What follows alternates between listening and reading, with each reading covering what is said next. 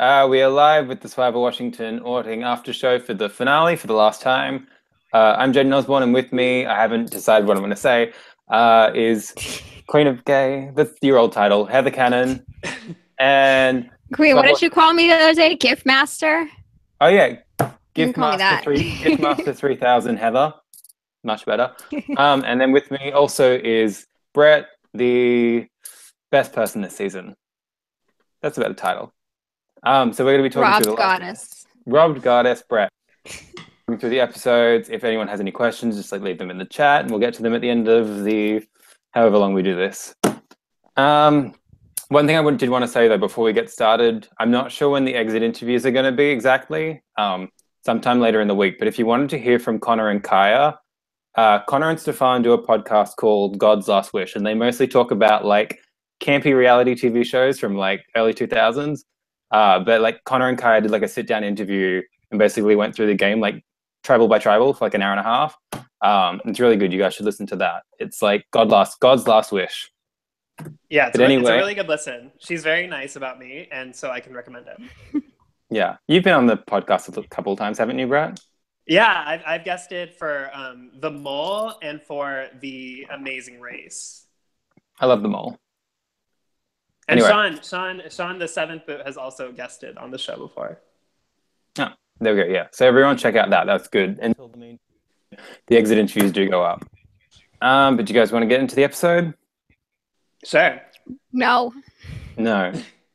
We said last week that none of us ever say anything other than yes.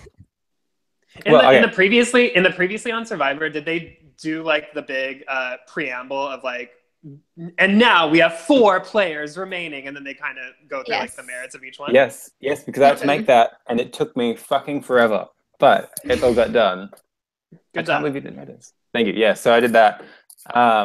We opened with the episode. I was glazing over a lot. It was like so rushed. I had to like did the reunion before watching the episode. Like I watched the episode later on. Oh really? Yeah. See, I was so afraid because there's something I was doing that night where I think I just went in the shower late, so I started the episode late, like not drastically so, but I was so nervous that I was just gonna, because I haven't seen any spoilers for Survivor Washington on Twitter, but since it was like the finale, I was so nervous that I was just gonna like totally forget and then go on Twitter and then see a spoiler. So the first time through, I was watching in like time in a quarter or something. So I was like trying to get through it as fast as possible because I was so afraid I was gonna see something. I didn't trust myself to just remember, don't go on Twitter. Well, nicely done. The first scene after the big little montaging open is it's like Sarah, Connor, and Kaya.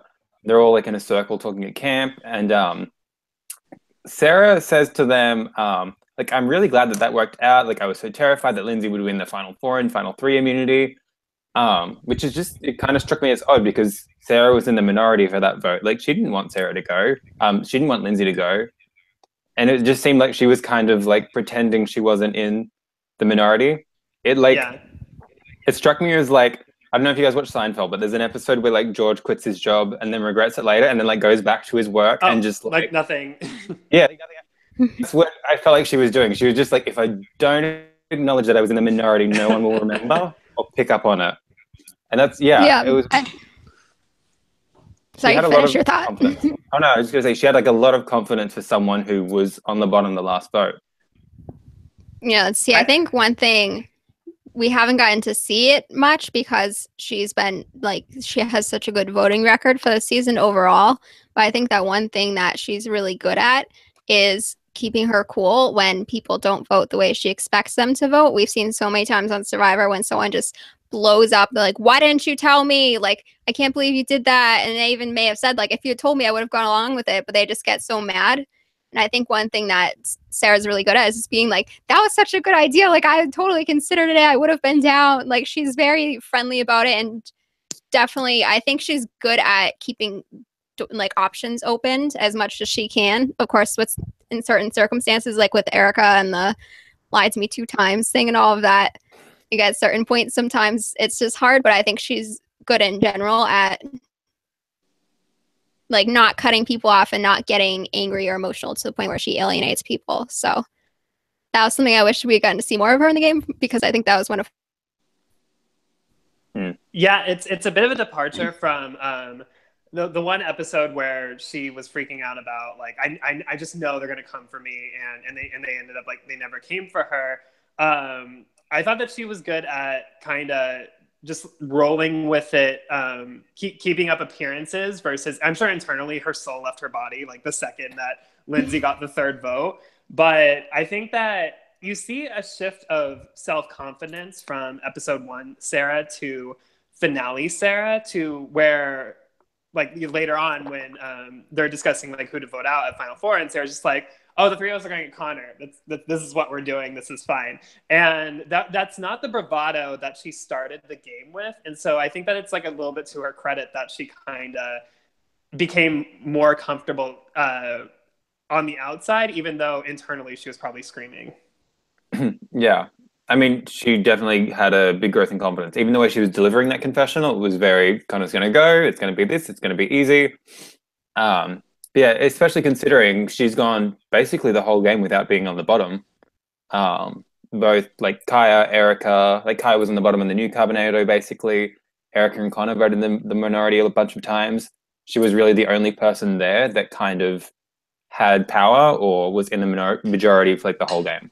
I don't know if I'd say that though, because I mean, you vote with the majority, you vote with the majority. It's, you know, it's a fact of life. But looking at the progression of the season, you can tell who's on bottom. And while Sarah was, maybe she was never really left out of particular decisions, she didn't really assert a role as a leader, or she didn't really have that iron fist that Lindsay had necessarily. Granted, it made Lindsay more of a target.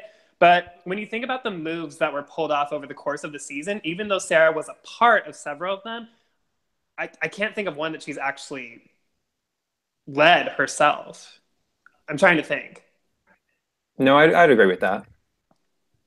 I think it would have been the Connor vote, but that didn't pan out. I think the thing about Sarah is that I think just where her strengths lie, I think that she's an example of a player who probably would play better from the bottom than playing from the top. And she wasn't necessarily on the top, but I feel like she's someone who would be really good at just being scrappy when she needs to be, but she didn't really need to be. So I do think Sarah's kind of been just underrated as a player a little bit, just because the circumstances she ended up in just didn't really show her strengths. Well, Connor referred to her as, he had a confessional, and he said that Sarah's a threat, she's strong socially, and she's got like a perfect voting record. So she was obviously doing a lot of things right. I'm curious what her chances would have been in a final two. Well, it really depends on her matchup, but I'm not resume building wise. Other than having a perfect voting record, I'm not sure what else existed there. Do you think, because you were there on location, obviously, and you got to talk to some of the jurors, in your opinion, do you think if she went to the end with, say, like Erica, do you think she can pull out a win? Oh, that's tough, because I think that that was her plan. She had a bit more accuracy and participation in the strategy than Erica did, but Erica's social prowess was really, really strong. I don't know. It'd probably be close, because you have to imagine, I think Stefan goes for Erica because he has no history with Sarah whatsoever. Emma, or Kitty could go either way. Sarah did vote her out, and Kitty's more emotional about a betrayal, and Erica didn't really betray her as much because they hadn't had that history. Emma 100% votes for Erica. Satu could go either way. I think Lindsay goes Sarah. I think Lindsay goes Sarah. Yeah, I'd say so. I think Lindsay reunion confirm that. And then Kaya and Connor, if they're on the jury, probably Erica. I think both of them vote Erica. Yeah, so I do think that Erica wins in that scenario, but I think that would have been an interesting final tribal, because both are people that were present. They had pretty solid social connections. Erica, more of like a goddess-like mother figure, and then Sarah more as this like scrappy person who kind of learned probably more about herself than anyone else out there the entire time. But kind of both took a backseat to other people like Lindsay and Emma when it came to strategic decisions. So hearing them articulate their games in the final two would have been very interesting. I agree. One thing I've noticed is that everyone always refers to tribal council as tonight, even though none of the tribal councils are really at night. Like Sarah gives a confessional referring to the Lindsay tribal council, and she's like, "Tonight I voted for Connor, and it scares me a little bit, but like it's daytime. You're referring to something that happened earlier in the day, and you're calling it tonight. Like it's just like a weird like people have watched too much Survivor." Yeah, you're just used to that being the convention of the game, like referring to Big Brother in weeks, and sometimes it's like if that on the LRG that's Big Brother oriented, Big Sister. Some of them are like, oh yeah, last week I voted for blah blah, and it was like, nope, you have this Airbnb for 3 days. You've been there for a day. Yeah. You just get so wrapped up in it, and then you feel like you're actually, and which is to the credit of the production, is that it's such an immersive experience that you do feel that, even though that was like one of my saddest things was that both of my tribal councils were daytime tribal councils on day 1 and day 2, and I was like, I never got to do tribal council at night. That kind of sucked, but it was always tonight. So I totally get that frame of reference. Yeah. Well, we go to the final 4 immunity challenge, and it's kind of like the jailbreak challenge, but not exactly. Erica is asked because she asked so many questions of Hunter. Like just to clarify the rules. And I was like, thank you.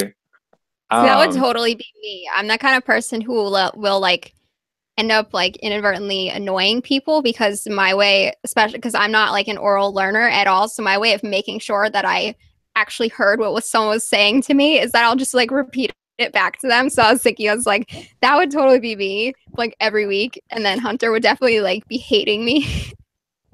Next season, for sure, some sort of teleprompter that he can like read off of, like on an iPad that someone's holding up behind, with the challenge explanation that's like succinct but very elaborate in terms of like, we're not all standing there and saying, and then we do what afterwards. Stefan in the chat said that he would have voted Erica over Erica and Sarah. That's what we decided, right? So what is that, 6-1?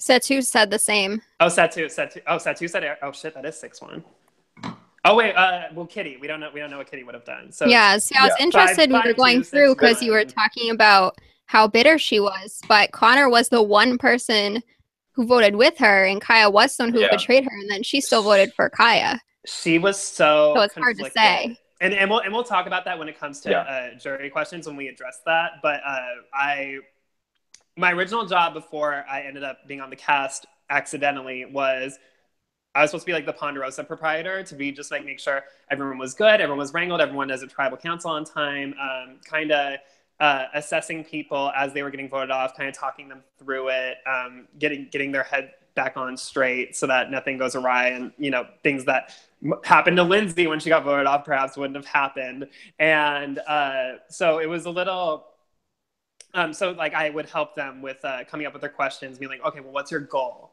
So, but we'll get more on that later. Yeah, and I don't want to necessarily say that Sarah would have lost 6-1, because I think had she like effectively taken out Connor and then taken out Kaya and steered the game from the final 4 onwards, that probably would have potentially a lot of jury brownie points, and that could have been maybe enough to sway at least a couple votes, and then getting herself out from that bottom spot where she's the obvious vote off to getting to the final two.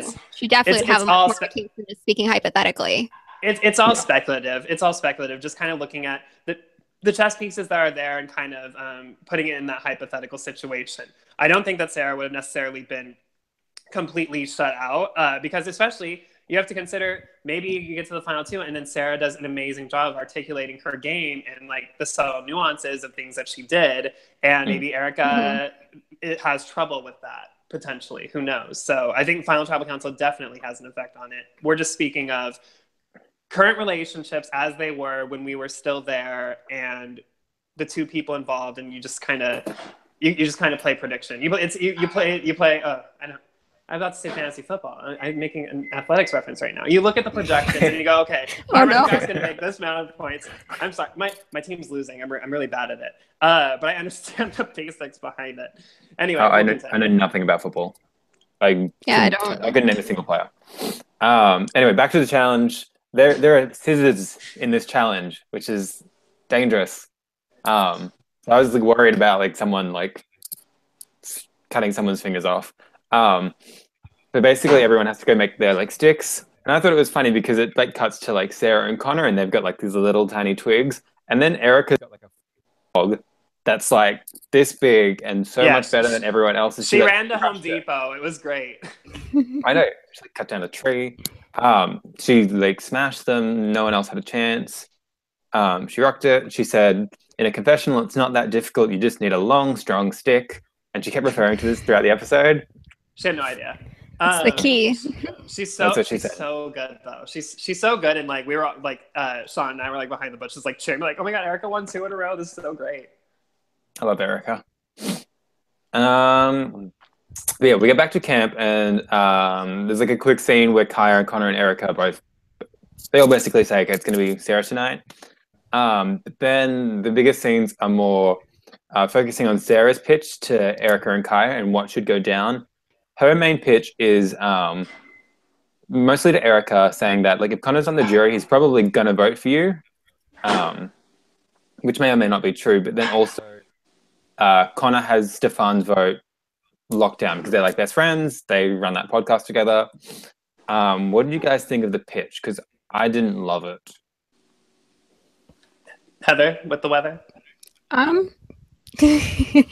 mean, it made sense to me. At that point, there really aren't that many cases that you can make other than just talking about jury votes.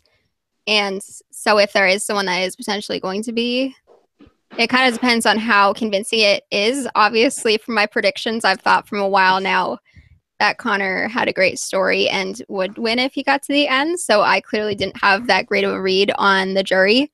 So, I mean, if it was just not a realistic story, then yeah, that wouldn't be a great pitch. But for me, I was like, okay, like there's at least like he's gonna vote for you. It everything she was saying did make sense. It depends on where you think the other votes are gonna lie, because like 1 or 2 votes doesn't matter. But it felt like Erica was really considering it. It didn't feel like I mean, she's not the type to be just like humoring something for the camera or anything. Like I felt like she was really thinking it through. And I think when you have a 3-1 situation, you get someone to at least like consider what you're saying, especially someone who's so like confident and this is what we're doing, like Erica. I think that has to say something. Yeah, I think Erica didn't want to hurt her feelings also. Like she worked that hard to get there, so Erica didn't want to just be like, peace, sorry. Well, she was saying confessional too, though, not just to Sarah. Oh, about like weighing it out. I think Hunter probably just prompted them because Kai was doing the same thing. Oftentimes when we were in confessional, we were like asked, because sometimes it was like, oh, go off, talk about whatever. And sometimes it's like, okay, well, obviously there's a decision at hand here. You've been presented with 2 scenarios. Take me through the pros and cons of both. Let's evaluate this, because oftentimes you're confident enough about your decisions to the point where, like, for example, when I was voted off, no one else was even on the playing field as a possibility. Like set two was safe, everyone was safe except for me. And so in that situation, everyone was just like, yeah, we're voting off Brett. That's the situation. It was, I'm cool with voting off Brett, or I'm not cool with voting off Brett, versus here's another alternative. Whereas you get to Emma versus Stefan, and then the pros and cons are actually pitched to you to be like, you have Emma, who you're in alliance with potentially, or you have Stefan, who's less of a threat. And so sometimes it gets difficult in the episode to not portray it as a straight shoot, to the point where you have to be like, okay, well, can you tell me a couple of pros to getting rid of Connor here, just so that it's not this blatantly obvious decision that's at hand. Yeah, I mean, I just got the sense from just watching her, I got the vibe that she was at least like thinking it through rather than just like the pros because she was told to. But maybe okay. No, I don't know. We're back to like the pitch that she gave though, about Connor has to find on the jury. I don't know if I could have come up with a better pitch. I really don't know how much she could have said. But just the thing with that pitch of Connor can't get to the end because he has Stefan's vote. That's 1 out of 7, and you can really make that pitch about anybody. Like if Erica gets to the end, she has Emma's vote. If Kaya gets to the end, she has Lindsay's vote. So it's kind of, I felt like it was kind of a moot point. I think that Sarah was in a very, very tough position, back against the wall, no matter what. I think, and grasping at straws here, I think that out of the 3, I think the move would have been perhaps to go after Kaya. Just because of Connor and Erica have all of the history together, and I think that if you're looking as far and it's such a good statement for how Connor and Kaya played to the point where they were close, but they didn't seem unbreakable out there the way that they were. But I think that I just first everything is telling me that I think that Kaya would have been like the threat to go after, and that Sarah had the least amount of connection with Kaya out of the three, or certainly the least amount of history. Sarah could probably tell you who she had the least amount of connection with. I can't speak for Sarah, but I think that as far as Kaya was the vote that went astray, that voted Lindsay out, probably gave her a lot of points because Lindsay was this huge dynamo of a player, and that was probably like a game clincher. And I think that would have been the move to make, to be like, you see what she just did? Like, that wasn't, she just flipped on the two of us to get Lindsay out. That's major points there. I don't know if I agree with that. I think Kaya was definitely the biggest threat left in the game, but if Sarah manages to take out Kaya at the final four, she has to win the challenge. Connor's not going to take her. Erica's not going to take her. Whereas at least if Connor goes out at 4 and like Kaya wins immunity, I think there's a good chance that she takes Sarah to the end. Well, there should be. So if she somehow manages to sway Erica, who up to that point, Erica had sided with Connor on the set 2 vote and the Lindsay vote, and you think that Erica, who's like the poster child of loyalty to Emma insofar as she's played, that she would flip on her next like lighthouse for her game so easily? I don't know. I'm not so certain. I don't think she should. No, I don't think it was possible. But just in like a perfect world, if she could just pick up anyone, right? I just think that she had. There was more likely that she was going to win a final 3 challenge that where her back was like truly against the wall against Kaya and who's the other one? Erica. Erica and Connor, then it would have been to convince Erica to take out the person she was most loyal to at the time. That's what I'm saying. Yeah, you might be right. Yeah. I do think, like, obviously we're Monday morning quarterbacking this. Of course. That's what a recap is. But do you think that Erica should have perhaps taken out Kaya or Connor here? That is the better question here. Again, we're always speaking in hindsight, and we know just how close Connor and Kaya are. So yeah, I think in any situation where you get down to 4 and you realize that there are, and it's a final 2, and you realize that there are 2 people that are stuck like glue to one another, you need to, regardless of how close you are as a number 3, you need to, like, if I was in the final 4 with like with Connor and Kaya, who I'm close with, and then I have like Sheree there, and Sheree who I like, but like I'm very close with Connor and Kaya. I know that Connor and Kaya are going to take each other over me. So I'm going to go to Sheree and be like, hey, let's do this. And then I'll be friends with them later. Yeah. I don't know. It's true. Well, I mean, considering that the right move for Connor was to take Erica, I think she played it correctly. She maybe just needed to... If Connor had a little bit more self-confidence, Erica's game would have been fine. But what else? That's true. We'll get to Connor's decision later, though. So yeah, Connor has fun on the jury. And then Sarah says afterwards, after she gets rid of Connor, she needs to get Erica to vote out Kaya. So yeah, Erica and Sarah was her proposed final 2.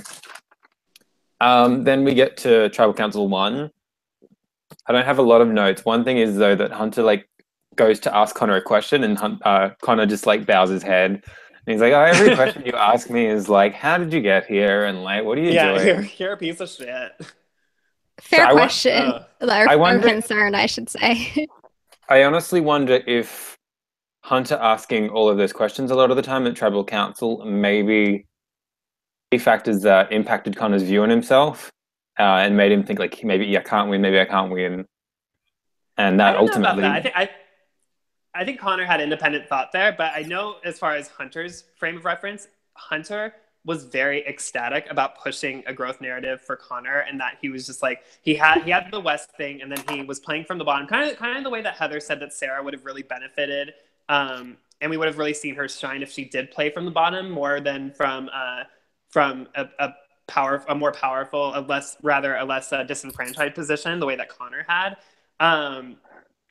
he was really excited that Connor was going to have this like rags to riches sort of game. And so I think that was part of the reason why he asked him to be self-deprecating, was because I think that part of Hunter thought that Connor was going to win the whole thing, and that it was going to be this Charlie and the Chocolate Factory like revelation of, I've got a golden ticket, I've won the $1 million, whatever, 500, which China has.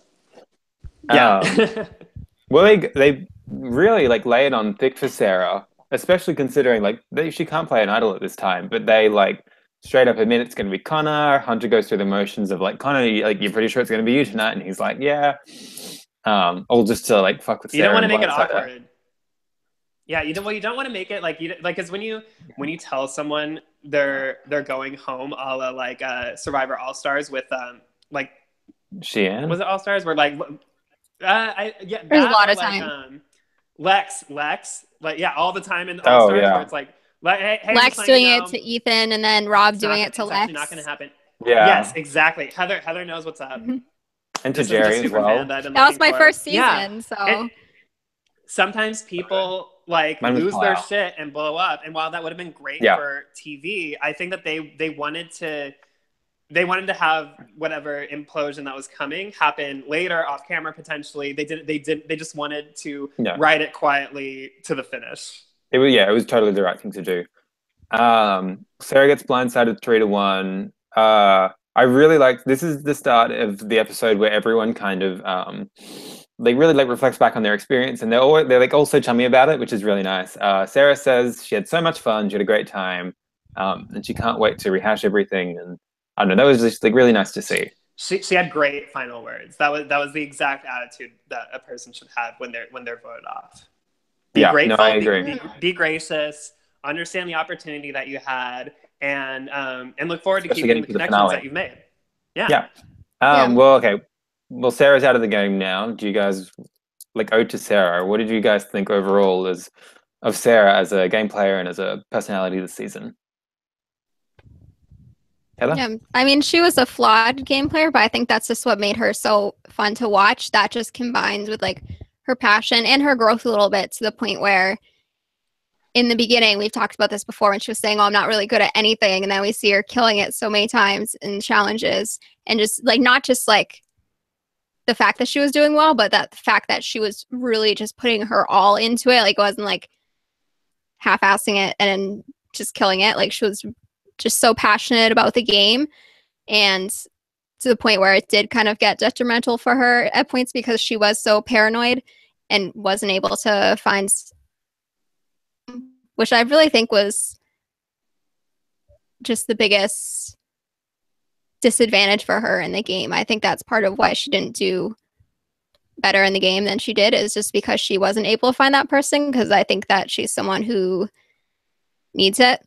But yeah, I loved watching. Sad to see her go. She knows I love her, but yeah. What about you, Brett? She'd be someone I'd be interested in seeing again. Sarah's such probably the most interesting like case study for this whole game, just because my favorite thing about her, like we got along at camp just fine. I targeted her immediately, and it was very difficult for me to gravitate towards her as a human being and as a player, because of the lack of self-confidence she had in herself, which was something that was explored on the show. I think one of my first confessionals about the answer she gave, that like, oh yeah, I'm relatively useless, just sit me out kind of thing. And she learned more about herself out there than anyone did potentially. And she kind of like, it was kind of awesome to watch her start where she started. And I told her later after the game was, how do you expect me to be Team Sarah when you're not even Team Sarah? And she was like, well, shit. Yeah, you're right. And so it was very to watch her kind of blossom in a self-confidence way, from not really having her feet on the ground in the beginning, struggling, to pulling a couple major upsets in tribal immunity challenges, to I think my favorite was my favorite Sarah moment of the entire game was when we were at the 5th immunity challenge, which was the shimmy the ball up the wall. And I think Sarah was first. I want to say she was first. And she was calm. She was centered. She was focused. she got up the wall. The other tribe is like foobarring and like fucking awful at it, and like Wes is trying to like jimmy it up the wall and somehow get it through. Yeah, he was like pulling it and spot. trying to Yeah, just like throw the ball and hope it lands in the hole. The other team has lost their cool. They're freaking out. No one really can navigate it. And Sarah just shuts everything else down and manages to navigate it up the wall, making it look effortless. So I think she did far better than I ever would at that challenge. Granted, I never tried, but I wasn't confident that I was going to be able to, which is why I didn't volunteer for it. She did volunteer, and she handled it, and she was such a boss at that. And so anyway, I'm getting away from it. But what I'm saying is that it was so nice to kind of see her evolution of confidence and her being able to inspire herself using this competition as a reason to find more self-worth, and like kind of just like this idea that you are good at things, like you have value here. As far as like strategic, I thought, it waxed and waned. She had her strengths and her weaknesses. I certainly had plenty to say in the way of criticism about her game, or about, I mean, granted, the people that she ended up with at the end, she hadn't made as great of a connection with as people like Lindsay and Kitty. But I think for how the game started, I think that making the Final Four is a very incredible thing for her. And so cheers to Sarah. Good job. Yeah, no, totally. I especially loved watching Sarah. She was like the one person in the season that I had like a somewhat of a hand in helping get on the show, just because like a couple weeks beforehand, I think I've talked about it before, I just like went and DM'd so many people, like 7 paragraphs that were really like poorly thought out and not very worded very well. Sarah was one of the only people that like actually responded. I'm pretty sure she thought it was a scam, and I was like somehow organizing like some setup. Like it was, I don't think she like believed it was legit, but she went and did it anyway. You asked for a social security number. Yeah. Give me your bank details and then like you'll be in the season. Yeah. No. So like I was very, very excited, just because I felt like I was kind of, anytime Hunter would like text me updates while the game was filming, I felt like I was kind of living the season like vicariously through Sarah. Like I really wanted her to do well.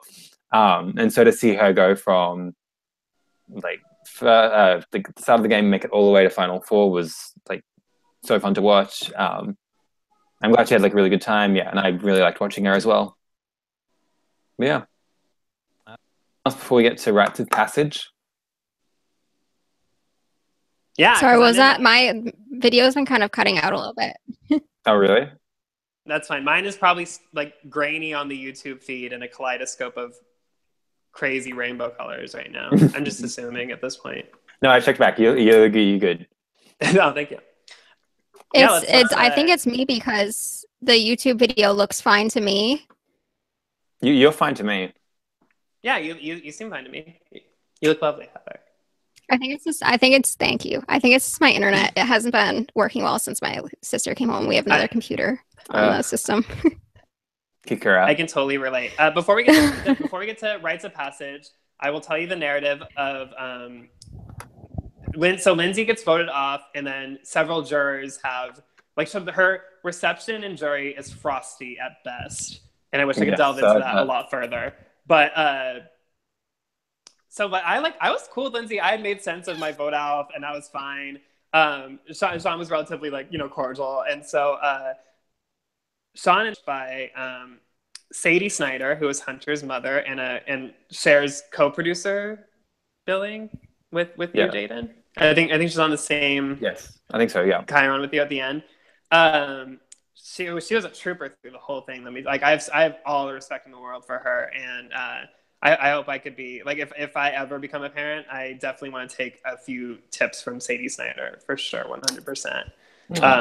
Just because she's so supportive, and she's she had endurance. She won the biggest endurance challenge of all that weekend along with Hunter. So good for her. Big shout out to her. Sadie Snyder for season 3. Heather and Sadie I would totally. Hey guys, I'm just gonna try leaving and coming back real fast because it's getting worse and worse. Yeah, go for it. So I'll be right back. Hopefully it works. Heather and Sadie are gonna be team next season. Rob versus Russell. Dreams. I want an all female. Someday I do want to see I like how they do 2 seasons a year, and I want an all-male All males, season all and an female. all-female season, because I think that would be a very interesting dynamic that we haven't seen before. I mean, this season was basically all female, like past the final 8. No, it's not. Fucking Chrissy, the fucking no, she killed all the good women. Except for Lauren. I hate heroes, healers, hustlers. I'm team Lauren, and that's it. Anyway, so is it okay, Heather? What? What? Is everything like working? It's still kind of jumpy. Yeah. Well, finish the story, Brett. Yeah, so Sadie comes and gets Sean and I, and we go with, I think, Hunter's aunt, I want to say. And we go to Sumner, like the Rainier camp. I'm surprised I know that name off the top of my head. And it was so miserable because it was like damp, it was muddy. I got more dirty doing that, setting that up and walking to the site of the challenge than I did the entire time that I actually played the game. I got bit more often than I did the entire time. So like I'm wearing short, like I'm dressed like slutty beyond belief. So I'm surprised that I wasn't bit more than when I got voted off, and then afterwards, like when day 3 was happening, I looked relatively clear. Like I wasn't Connor clear as far as, I'm covered head to toe in Muslim garb, quite like Connor was, but he was just sort of a hijab. But I was relatively fine. We get to this place and it is so damp, and the mosquitoes and everything, they were just swarming, and it got so difficult to even concentrate because of how often I was being bitten, and I couldn't even focus because I was scratching and I was swatting, and meanwhile I'm supposed to be putting a torch in the ground and affixing Nico's name to it, and it just kept happening, and it was just this maelstrom of awfulness, and all 4 of us were doing it. And it was just really miserable. There was dung everywhere. Kaya says there was not. I can confirm for Connor J. Chan that there was I almost said elephant dung. God, now I'm in Gabon. That there was okay, Jillian. Cow shit. There was just cow turd everywhere. And so, like, honestly, the best thing that could have happened to Sarah was getting voted off at 4th. I was so jealous of her because she was the person that didn't have to go out there and do that. The other 3, they had to like really work for it at the end. But it was the worst moment of the entire game for me, and I wasn't even in it anymore because of the location. I get back from setting it up, and I tell Hunter, I am never fucking going out there again. And Hunter goes, that is the Rainier camp. It is an iconic location. I go, my legs are an iconic location, and look at them. Like it was cratered. It was so terrible. I remember you texting me at the time saying like, you didn't want to go back and pick up all the torches and clean it up because like fuck that place. Yeah, and later Sadie, and I felt so bad that I did this. I turned full Corinne where Sadie was like, all right, we're gonna go back, and I was like, I'm not going back. You can go back. I'm not going back. And she was like, no, come on, we're gonna clean up. And I'm no, I'm not. This is what's happening. I'm sorry to be a dick, but I'm not. You made Sadie do it by herself. No. She went with Sean. Shame on you, Brett. I'm judging you. What? Whatever. All of those, I wrote all of the names that you saw on the torches. That was me. Good penmanship. Thank you. If only I got to write it on the parchment more. Oh, I know. I actually do notice that I do judge people's handwriting sometimes. I noticed that yours was nice. It wasn't quite coldly fun. Connor has bad handwriting. But that's me. That's right. Oh yeah. So Rites of Passage. It's like in like the best way, but like it's just awkward in the sense that like a camera in your face, like say nice things about people is always going to be awkward. But they said like very nice things about people. Usually in Rites of Passage. Erica really didn't know at first, like kind of how it worked, and so like they get to the first torch with Molly, and it's like, okay, say nice things, and then Erica like goes along the lines of, yeah, so she found that like sticker on the thing, and then she went after me, and then it was like, no, it's not how you do it. Like you're supposed to say like how scrappy she was, and how like she had nice taste in sandals for running immunity challenges in and stuff like that. Afterwards, she figured it out, but that first one was rough for a second. No, she said really nice things about everyone. Usually in Rites of Passage, they like overlay like a confessional of the contestant, but obviously time restraints. I wrote down what they said for you, Brett. You are the funniest human being on this cast. And then Kai, who had not met you, said he had the loudest voice. Yeah, I did. I translated, if there were subtitles, it would have been he was the least boring person here. But I really appreciated all of them, especially Kaya. We never got to. Oh. Biggest regret. And then we get to the Jesus Christ Memorial Crucifixion Endurance Challenge, which I really actually quite liked. I thought this was like a really good pantomime across. Yeah, I thought that was like a good idea for a challenge. They don't, because that's not like a thing that they've done on Real Survivor, right? Pantomime across. No, I think the closest they've done was the Thailand coins. Yeah. which I wish they would have brought the challenge back, because it was such like they got so like sweaty and like they were just like convulsing towards the end of it that I would want to watch that again. They've done the one where they held their hands out and like they had to balance the poles, and like Crystal went out after like 1 second in Gabon. Mm-hmm. That's like a thing. Yeah, that too. But yeah, I really like this. Connor pulls it out, and Connor wins. I'm like, good job, like considering that he was being targeted at the start for sucking at challenges, for him to come all the way full circle and win the final immunity challenge. Like, it's almost as if this was scripted. Very proud. I've been waiting for this moment for like weeks. I was like, Connor's going to win a challenge. You think the show's unscripted? Yeah, sorry. Well, if it was scripted, you wouldn't have gone out pre-jury. Well, Connor, you'll notice he like never ever takes off the immunity necklace after this. Like he wears it to final tribal council. Like that's not what's supposed to happen. He's just very like proud of it. Like just no one can take it away from him. Hunter should have taken it back, but like on Connor's interview with Kaya, he was like, "Yeah, I wore it to the final tribal council like an asshole." Yeah, it was like, what? You go, you do you. Yeah. We go back to camp. It's Kaya versus Erica. Okay, so this is probably a good time to talk about what did you guys think about Connor's decision to take Kaya? Heather? Yeah, I mean, with the added context, it makes more sense. It was funny because I noticed when I was rewatching from last week that I said, like, specifically about, like, this circumstance with Connor having to choose between Erica and Kaya. I was like, I don't think I want to see him have to make that decision. Yeah, that was when he said that. That's exactly what happens. But, yeah, it was the thing that was just odd for me is that I didn't feel like there was, like, really that much of a pitch from a little bit more from Erica than from Kaya, but I didn't feel like there was really a pitch to him as like why you should take me. I was just kind of like, well, you know, like to go to final 2D, we've been in this for a while, and I was like, but why should he take you over the other person? And it was like, I don't think we really saw her say it. Yeah, I don't really think we saw her say any of this to him, but throughout the episode, we kept like hearing Kaya talk about like how first she said she dragged him through the game early on, and I was like, did you drag him? Like, I didn't feel like she dragged him. I felt like maybe they just made a partnership after the swap. I think maybe she's referring to like he needed to be carried, bro. When the female alliance took control, I think she was always like roping Connor into like final four plans with like Lindsay, Setu, her, and Connor and stuff. I think that's what she was kind of referring to. Yeah, 100%. With Lindsay as president of Cascadia, at that point, Kaya needed to drag Connor through that portion of the game. Connor was a huge reason that Kaya survived pre-merge. But once they got to merge, it was, all right, I'm going to take the reins here until we can get this women's alliance to not be a thing, which granted happened pretty quickly. But you get to merge, and immediately Lindsay turns to everyone else that just voted me out and says like, Connor or Sean.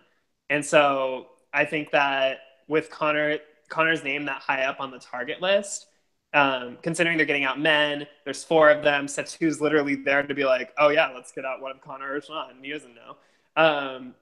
So I think that for to a certain extent, she did drag him through the first few rounds and at least kept him lower on the target list. Like Connor was always on the target list, but Kaya, if Connor was number 2 on the target list, Kaya would try to make sure he was number 3.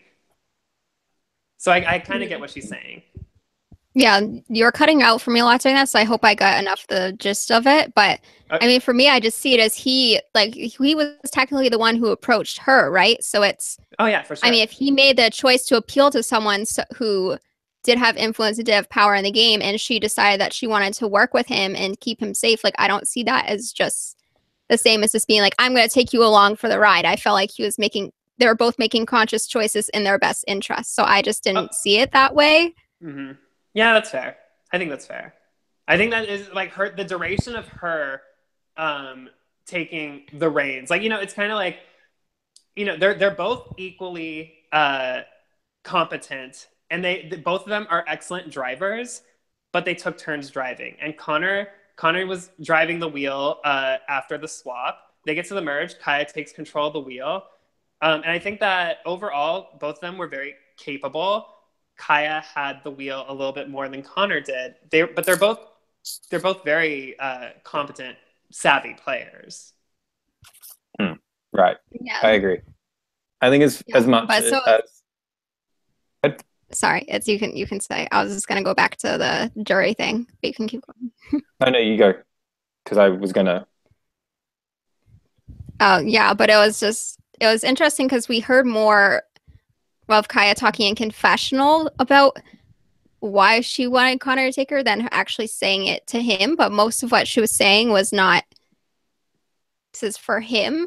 It was like talking about like, oh, I dragged him, like I did him so many like favors in the game. And I mean, she did say at one point in confessional, like, that's not like a reason for him to take me. But I was curious as to what her like pitch to him even was, because it didn't I just didn't see I didn't hear her giving him like a compelling reason. Maybe her best approach was just being like, hey, we've been ride or dies this whole time. Like, I like to go to the end to you and not really make anything as much logical. It's just kind of trusting what you have.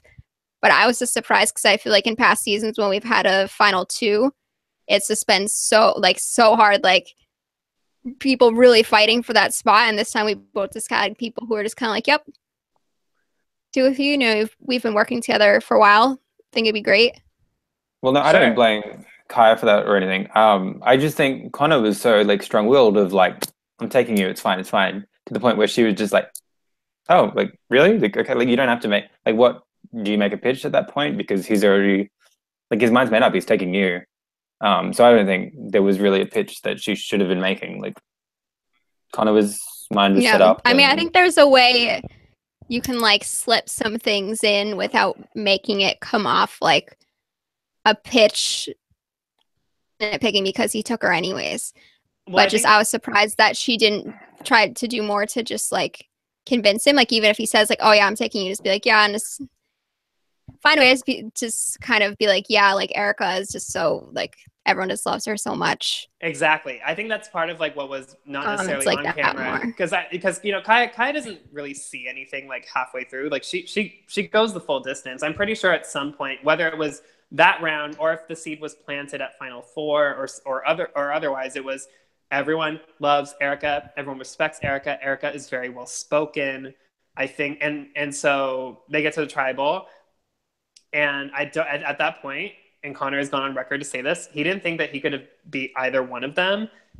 And so he just was like, well, I'm going to be the 8th jury member and decide the winner right now. After it happened, I think I can only speak for my own reaction. I was so shocked when I saw Erica's name come around. Because granted, not being in the game and like, Connor and Erica had been on the same tribe since the beginning. I just assumed and Kaya just seemed like so strategically savvy and smart. My guess was, I'm like, oh, he's going to vote off Kaya right here because she's more threatening. And then he's going to take Erica to the end. And then I had assumed that Erica would win because of how strong of a social game that she had played. So I was in the same mindset as Connor. So when he did vote for Erica, the vote turns around. It's ARICA. I'm like freaking out. And then after everything goes down, I go to the jury and I'm talking to the jury and I go, do you think that he like didn't think that he had a chance either way? And Sarah like lost her shit at me and was like, you need to let us come to our own decisions, which granted Sarah, like she was right. Like she, like I shouldn't have been interjecting, but I was like so what had just happened, and I was trying to wrap my head around it and see what they thought about it. And granted, I was exactly right about it, but it just floored me at the time. I don't consider this like a woo situation. No, that's a huge conversation. If anything, it's closer to Woo, because I think Connor still had a read on the game and knew that he probably stood less of a chance with Kaya. Connor just maybe didn't have enough self-confidence, and like Connor wasn't. I mean, I don't want to speak for him, but I think he was more there to have a good time and stuff, and winning wasn't like a be-all, end-all, and anything. Lindsay and I had a long debate about this when we were hanging out, like maybe like a week or so ago, and about whether it was a woo or if it was a Colby. And then later on, and I was like, it's a Colby because it's not a woo. It's not a woo at all, because I think like he wasn't thinking like, oh, I have this or anything like that. But later, Lindsay posed an excellent point. She said on Twitter that, was it a little bit of a Lil Morris, where she's in the finals with Johnny Fairplay and Sandra Diaz-Twine? And I still don't think, I think it's a mixture of Colby and Lil. I don't think that it's not a woo at all. I don't think it's a complete Colby. I don't think it's a complete, because I'm pretty sure Colby thought that he could be either of them because he's Colby fucking Donaldson. And I think that Lil, a lot of the reason why she took Sandra, I think her primary motivation for taking Sandra to the end wasn't because she was happy with Sandra winning, but because Sandra's a mother and can use the money. I think that was a huge focal point of that decision. Well, Erica's a mother and could have used the money. Yeah, and Fairplay is gonna just throw it away. $500, like her kids are fine. Like Erica lives a fine life. But also like she also had distaste towards Johnny Fairplay for his morals and values, to be like, I don't want this person winning $1 million. And Connor didn't have an issue with Erica winning the $1 million. So I think it was like a kind of like a half-baked Lil Colby sandwich in there. Yeah, did I see someone compare it to Kim Johnson from Africa, or am I hallucinating? Oh, that was Connor. Connor did it himself. So he said it was like a little bit Lil, a little bit Kim, so we called it Lil Kim. Oh yeah. It's been too long since I've seen Africa. Yeah, but while we're talking about Emma going home, can we talk about when she's leaving?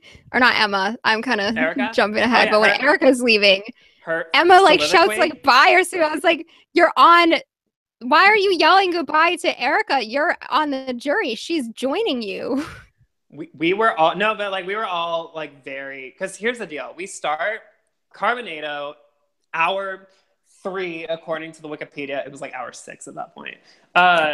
We get to the vote, and it's gonna be, I think like there were like 4 people on the short list, but Erica and Molly ended up like blowing up, and then Emma had it out for Molly, and then that became a thing. But Erica was very close at that point to default going out first because of being the eldest person on our tribe and potentially the least athletic female. Granted, she's worth way more than that, and we all know that. I would have been upset if that happened.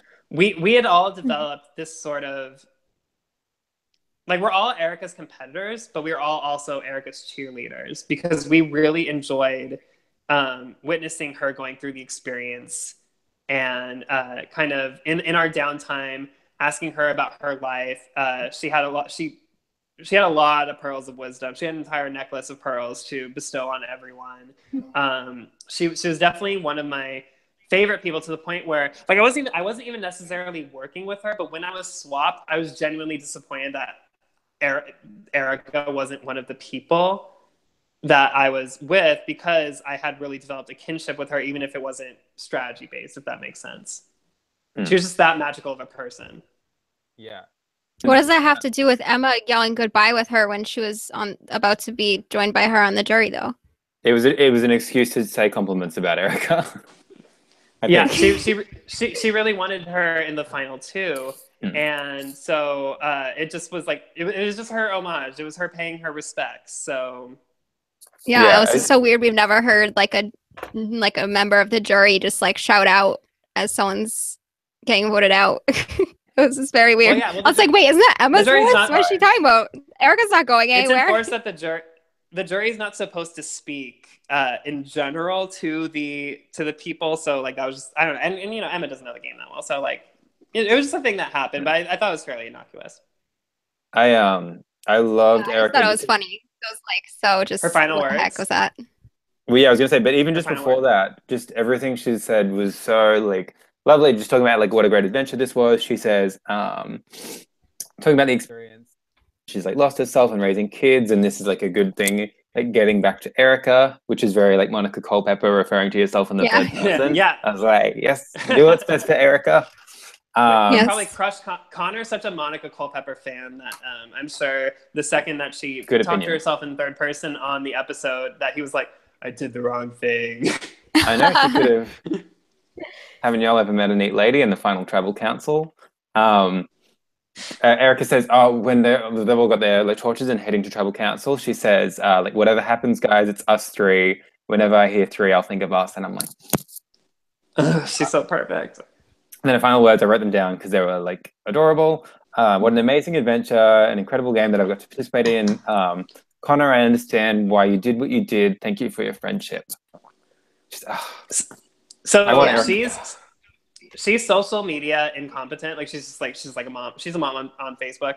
Mm-hmm. And so later on, like maybe 2 months after we finished filming, Jack, who was one of the cameramen, at one point he left his iPhone unattended at camp. And Jack, like we made fun of it a lot because Jack was kind of an asshole where he would bring food into camp. Like he would like production would have like chicken nuggets or they'd have like chocolate or whatever. And he would just like bring the box of chicken nuggets into camp and just be eating in front of us and be like, tell him the entire time, like, you're such a piece of shit. Like no one likes you, blah, blah. And like, but like we all love Jack. But like I would just fucking ruin his life over eating in front of me because we're all eating Cheerios and we're all despondent and whatever. But at one point he left his iPhone unattended at camp while he was getting more food.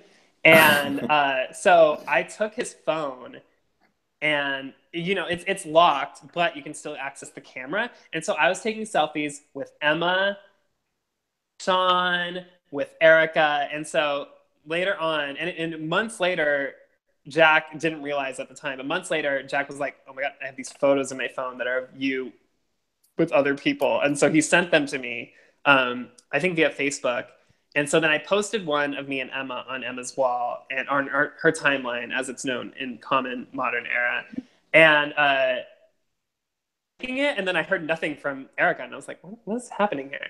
And then like just before the finale, Erica's like, oh my God, they wouldn't let me on Facebook because I didn't know my password. I wanted to like this picture. It's like, we're so cute, blah, blah, blah. And it's like, oh, you're even more perfect for being social media inept. Like you're too good for social media. You're just a fucking goddess constellation in the sky. She's so wonderful. Oh man. Yeah, well, Jack is very lucky that there was no James Clement out there, or he could have gotten charged. He was eating that. Because did you guys hear that urban legend? No, that happened with James would like just full on charge at cameramen or when they were like eating like a snack bar or something, and they would just like drop it and run, so they weren't allowed to eat food. Good for James. I don't like James at all. So that is like Reddit urban legend. Positive thing that I've ever heard. I like that urban legend because it gives me more respect for James Clement. Well, now that I think Jen Brown confirmed it, but don't fact. I'm not sure if Jen Brown confirmed it, or maybe fact check it for yourself. How would Jen Brown know? Well, because people ate in front of her as well. I don't know. Anyway, well, Erica's out of the game. She just talked about it during her AMA. We're down to 2. Well, I was going to say, just final words on Erica and Erica's game. What did you guys think? She's perfect, and no one else should have anything else to say about her game because she's wonderful. And anyone who says any bad thing about Erica whatsoever, I will fucking hunt you down. Agreed. She was one of my favorites, and I'm so happy that she made. Just heading into the game, she's the only person there that's in her 40s. Like, you would think that she could be an early target. So for her to make third place is so good. And I feel so lucky that she actually did make it that far and we get to watch her the whole season.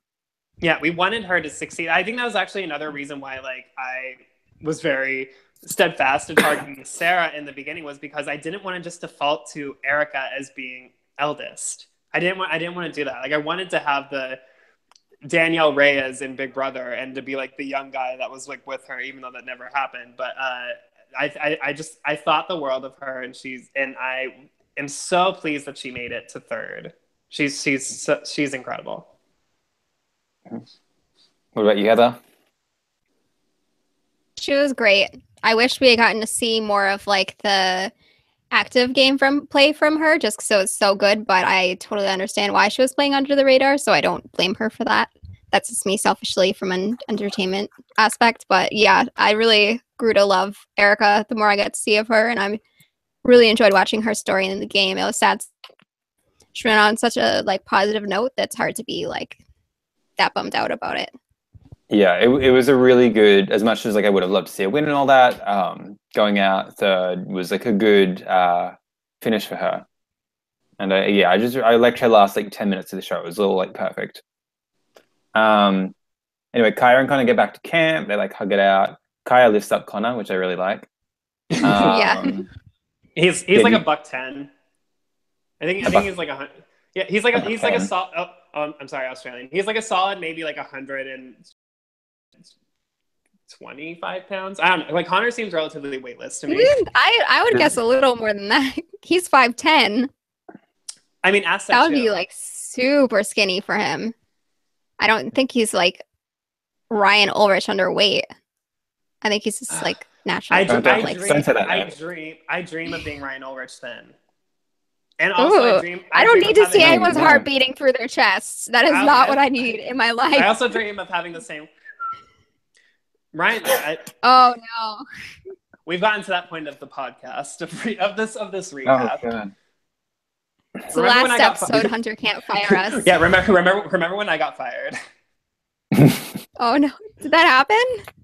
No, you will remember it. You'll remember it when it happens after this. Does $110 mean like 110 pounds? There you go. He gets it. That's fucking stupid. That's a stupid expression. Shut up, Jaden. You're a stupid expression. Anyway, we get to what do you guys think of this as a final two? I'm very happy with it. I'm obsessed. It's final two you couldn't write. No. We get to final tribal council then. Two things I love about this is one, that it's the classic format of everyone getting speeches, which is so much better, and I fucking hate CBS Survivor doing the new one. And also he used classic tribal council music. Like the voting music and all that. And I was like, yeah. Thank you for glazing over them contrived talking at the flag and been like, oh, look at all these names that are on this flag and that are spelled wrong and Sean and blah blah blah. Like it's just like this isn't a thing. Like you guys, I wish they had burned. I wish it was typical where they just burned. It was like, and then it like made local Washington news of the Bonnie Lake farm that went on fire for a Survivor game. All right, so final tribal. There really wasn't much to write about in that scene. Final tribal council. I've got little summaries of everyone's speeches. Did you have anything to say about their openings? I thought they were both okay. They're both well spoken. It's all good. Yeah, they're both well spoken. They're good. Stefan, the Hunter goes in boot order. So Stefan goes up first. Stefan's jury speech is 100% him trying to get Connor to win and just like justify why he's so good, and he's just giving Connor a platform because he wants Connor to win. Yeah, so that was part of. Now I can segue into that where. So once I like assumed my role as like, okay, let me help these jurors figure out what they want to say. I talked to Ev. I think I talked to maybe 6 out of 7. I forget who I didn't talk to, but I remember I didn't get to cover everyone. But I go up to them and I said, like, I asked them 2 questions. I say, 1, is your vote decided? And for most of them, the answer was yes, to be completely candid. Second, can I ask who wasn't decided? Who was malleable? We'll go through it as we go. Kitty was definitely malleable. Stefan was not. But no. So my second question, once figuring out if they had their mind set up, then it was a matter of, okay, well, if your mind is set up, you're going to want to use your question or your statement as an opportunity to be an advocate. Either you want to make a statement that really sells that person, or you want to ask them a question that guaranteed they will slam dunk and potentially be able to change the minds of other people who are less sold on that person. Yeah, as long as it's not a Spencer or David Murphy speech. Yeah, this is why I should have never played the fucking game. I should have just been this person, because I really enjoyed helping people figure out what they want to say and really like shape their questions. Because a lot of people just were like, I don't know what to ask them. My favorite, especially sub 2. My favorite YouTube comment was someone saying how much they liked Lindsay's jury speech, and you commented, "Thank you." Oh God, I'm such a fucking piece of shit. Yeah, Lindsay and I came up with that together, because Lindsay. So I wasn't just like, Lindsay, you should talk about Tinder or whatever. But Lindsay goes, I want something that embodies like my fun, flirty personality. That I'm carefree, but I'm also like I have a sharp wit to me, and blah blah. And so we brainstormed together, and together we came up with the what's your Survivor strategy dating profile that will get you to swipe. We'll get there. But so when that guy said it on YouTube, I was like, well, I fucking helped with that. So yeah, you're fucking welcome for that moment. She wore the pink romper and I did the rest. All right. Well, Stefan's first. Yeah. Do you want to talk about Stefan's jury speech specifically? Hunter did the universe a solid, and Stefan will agree with you. Stefan, I know you're watching. You will fucking agree that question and answer segment, like you answered the question relatively mild, but you insisted that Connor lay out every single detail, because you wanted Connor, like we talked about, to be able to slam dunk the question. So you wanted Connor to lay out every last detail, an excruciating length. So maybe we heard 20% on the show of what was actually said, because like Connor had to like start from chapter 1, The Boy Who Lived, as far as the evolution of getting Wes out. And so it felt like forever, mostly because for production, my role, because I refused to operate a camera because I don't trust myself, I held a flashlight because it was late at night and we wanted to have illumination on other people. So I held a flashlight. I was maybe to the finalist's right, and I was holding my flashlight shining on the spot where the juror would stand to ask their question, if that makes sense. Yeah. And so but I'm standing there forever holding the flashlight on Stefan, because Connor is taking, it felt like forever, but it had to have been maybe like 6 minutes. Answering. That's too long for a jury speech. Yeah, well, right, but that was as it was posed. Yeah, I'm not faulting Connor for that.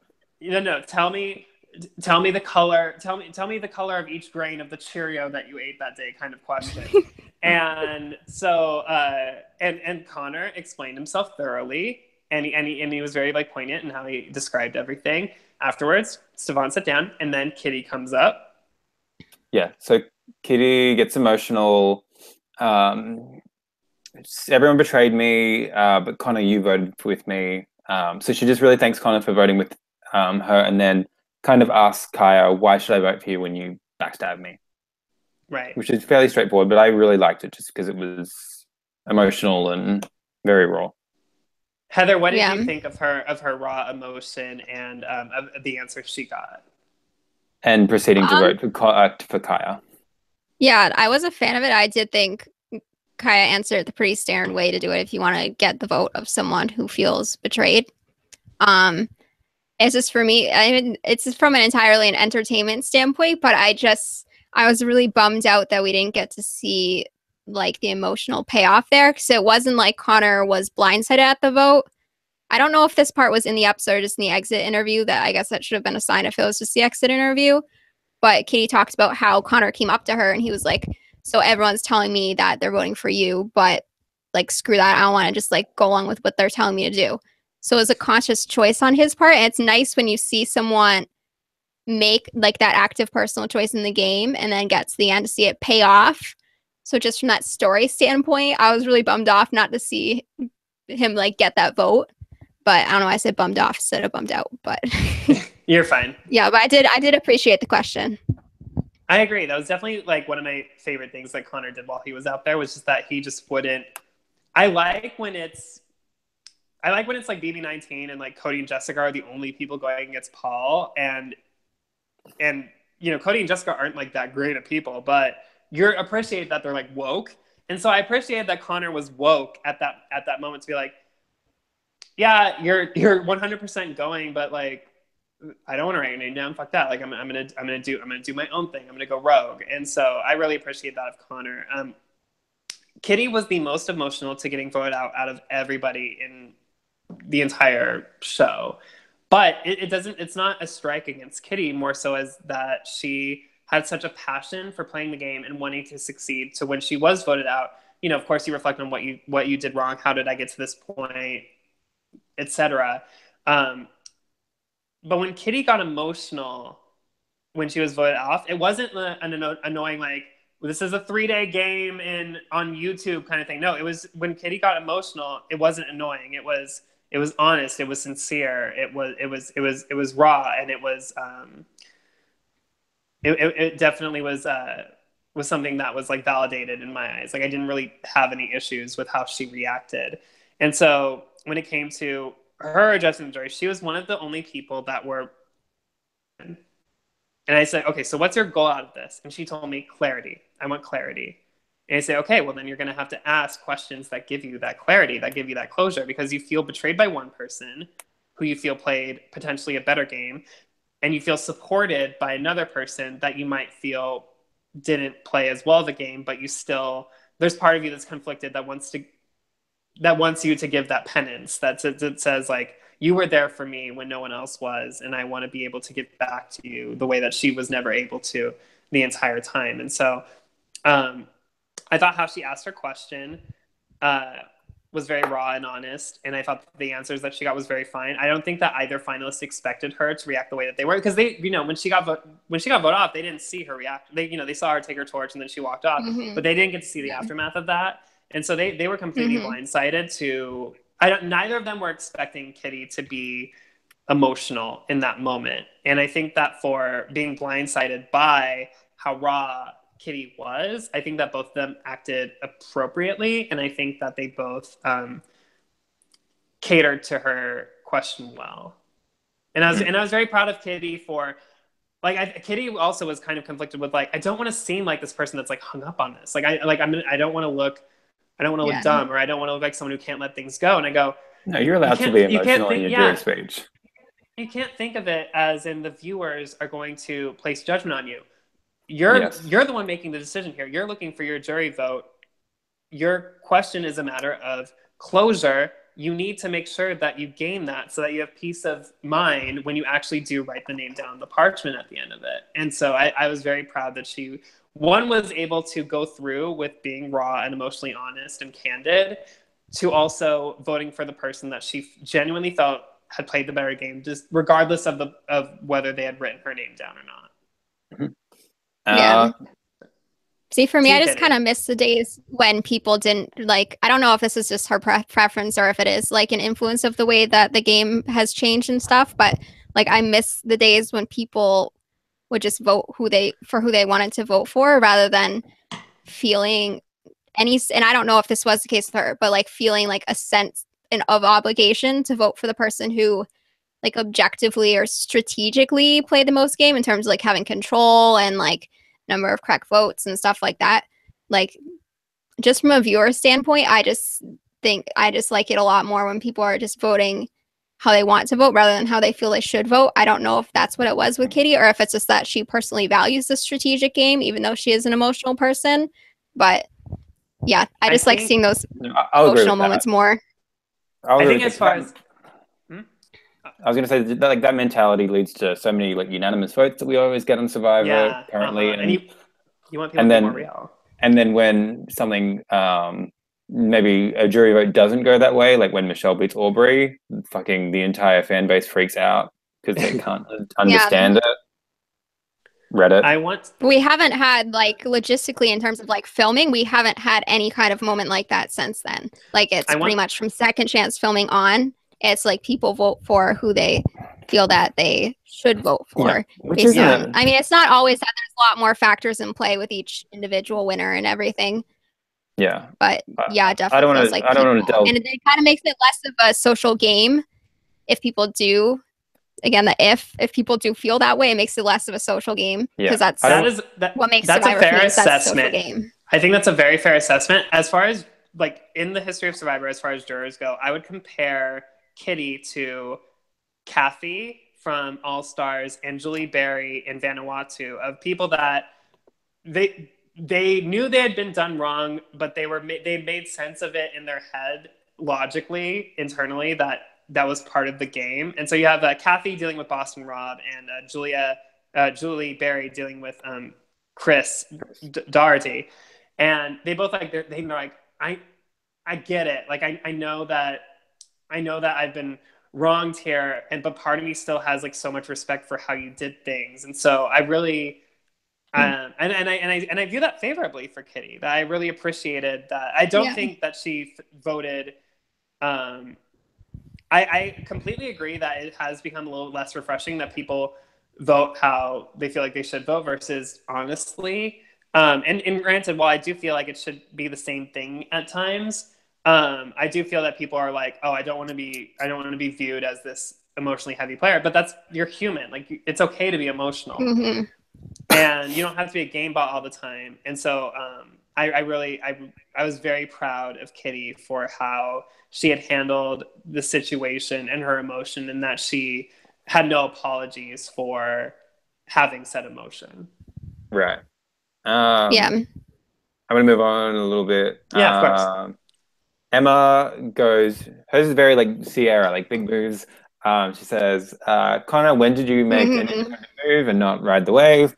And then Kaya, when have you displayed mental toughness? Which I thought was like a good question. Was Emma's oh, sorry, I was lagging. Did I interrupt? No, that's fine. No. You said Emma's. Oh, you were asking. But was her forget the West Boot? Was that a reaction to Stefan's question, or was that like part of her plans? Probably I speech. don't know. So I was like, why is she being so aggressive about like not the West Boot? I was just like, can't you just say post merge? But then thinking about like what you're saying now, I wonder if that was a part of it. You don't want people to repeat things that they've already said, certainly, especially if you come into tribal with a plan of what your question is. So if it was reactionary, I would certainly understand why. You don't want to hear the same shit. Yeah. All right. Well, next person is Setu, who says, how did you use being an underdog to your advantage to Connor? And then says, like, that's the answer I wanted. And then ask Kaya to pick a number. And that's the answer he wanted. Well, Setu is the only other person to vote for Connor. He was set. He was set. Oh, really? Prior to. So yeah. So like when we were talking. So we were talking. When I went to talk to him, I said same question as everyone else. Do you have your mind made up? And he goes, yes, I do. And I go, great. Who are you gonna vote for? And he goes, Connor. And I go, great. Why? What about Connor has sold you? Why are you voting for Connor? He goes, I appreciate he's an underdog. And I go, okay, cool. So, and I explained to him, I'm like, okay, if you are set on Connor, then you want to give Connor an opportunity to shine in this instance. And then he goes, okay, how do I do that? And I go, okay, well, you like Connor because he's an underdog. So why don't you ask him a question about being an underdog, about how, because I'm sure he understands that he was viewed as an underdog. You can ask him how he took the perception of his of Connor as an underdog to use to his advantage, to be like, if I'm playing from the bottom always, I will continue to play from the bottom and I will continue to carry on through or whatever. Like there are so many opportunities that he could use to take that question and run with it. And so she's like, yeah, I'm going to ask him that. And so, and then with Kaya, he wasn't really like concerned about that, but Setu's fandom is very fun to me because like he became a savant after, but there were certain clips that he had watched prior to filming Orting. So now he knows everything. Now Setu is just like just a wealth of knowledge, of Survivor knowledge. But prior to filming, he only knew things that he had seen in clips, such as Rob Sesternino's Casey Kasem vote when he voted for Connor and then Connor didn't leave. But also he learned the pick a number thing from Greg. And so like he took these like that was like it's so interesting to me to learn or not to learn but like to see what Setu had retained as a early fan before the game to now he just like now no one can school Setu. Like he could probably beat you, Heather, in a super fan contest because he just it's not granted, that's not as hard as you would think it would be. He's absorbed everything so recently that he now just like now he knows everything. Yeah. See, the thing that's funny about Setu for me is that even though he really watched the show, I feel like from the get-go, he just kind of viewed Survivor in the same way that I do. And he's really, I mean, we've all talked about how great he was in the show, but he's just the kind of person that I feel like the show Survivor just needs like so desperately. Like it's fine if you want to have like the Vids and the Adams and the Mikes and the Ryans and all of those, but I feel like you need those people who are going to do the thing that they're going to do and they're not going to be influenced by how other people think they should be playing or should be voting or anything like that. But yeah, I just love that he viewed it in that way where he appreciated the fact that Connor was an underdog and was someone who got there. Because I think in the past, it is still to some degree the underdog effect because it's very strong. But I feel like that was something that juries a lot in the past. They were like, they're rooting for the underdog because they wanted to see something exciting happen. And he did make something happen. He got Lindsay out of the game, and then he got to the end when he was like someone who was for sure going to go out early on. So I appreciate the fact that he like story in the game is valuable to him rather than just did you have strategic control? Like, did you have a plan this whole time that you followed or anything like that? I appreciate the fact that he thought of it from that perspective because that's what Survivor is, a bunch of people with completely different perspectives being forced to work together and everything. And that's something I think we've kind of been lacking, not as much in the most recent season of the show, but just in general. I don't think we've been getting as much. So that's just something that I really love him for. I'm so pleased that that's your reaction, Heather, because we all like had certain moments during the game where it was like, oh, Setu, he's such an kind person. He doesn't have one malicious bone in his body. People question his intelligence now and then, but then there were certain times where his intelligence really shined through. And so when the Meet the Cast videos came out, there were a couple of people that put mean comments on that, on his video, insulting his intelligence. And I think that, and you get to the whole, haha, you vote yourself out kind of thing, but there are certain situations where Setu really shines with his intelligence. And so I think one of the things that I learned from watching the season is that you can't count anyone out and that everyone is valuable. Like there's no one that's completely worthless. And Setu had like such a strength to him, and he had such like a purity of soul that people gravitated towards that. And he had certain situations where his intelligence was really allowed to shine. And I think the world of him. He's great. Mm-hmm. Lindsay has her final speech, which we've already talked about a little bit. Asked her to make a Tinder profile, which was probably my favorite. That was really funny. And then she kind of asked Kaya, when did you decide to turn? Yeah. But I feel like that's pretty straightforward. Yeah, we already discussed that. She looked good, by the way. She looked great. Yeah, I loved her jury outfit so much. And I love that we were talking about unnecessarily changed them. Yeah. So like we were talking about, because she was only at I think 2 or 3 tribals. Let's see. She was at 2.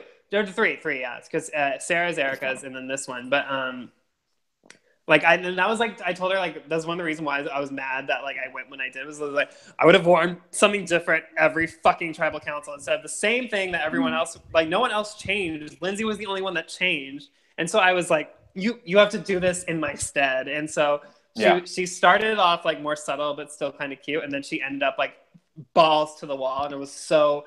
And like she goes, I have this romper, and I go, you're wearing that fucking romper to tribal council. God damn it, that is what you are doing, and I will not. And it goes with the question that she was going to ask, so it was perfect. But I think that player of the season, Lindsay did her thing, and I'm thrilled.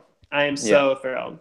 especially with the romper because it was nighttime and like the light shining on it, she was just reflected. She looked like a giant pink glow stick. Like Thank it you. was just, yeah. I shined the light physically, so thank you. I noticed. Sarah gives her final jury speech. She references basically just to Kaya the like tile challenge and the tile flipping challenge, which was a good moment. But she doesn't really ask a question that was shown. And then she puts Connor on blast for not wanting to play Real Survivor, which is funny. Did you guys think anything of that? I think he maybe shouldn't have said that because I think that comment would not make people feel prone to vote for him. And I think that's a hard question to answer in a way that looks good to a jury. But I do think that was, especially if she was planning on voting for Kaya. I don't know if she was. I'm sure, Brett, you will tell us. But if she was planning on voting Kaya, I wanted Kaya to win, and that's a pretty strategic way of making it happen.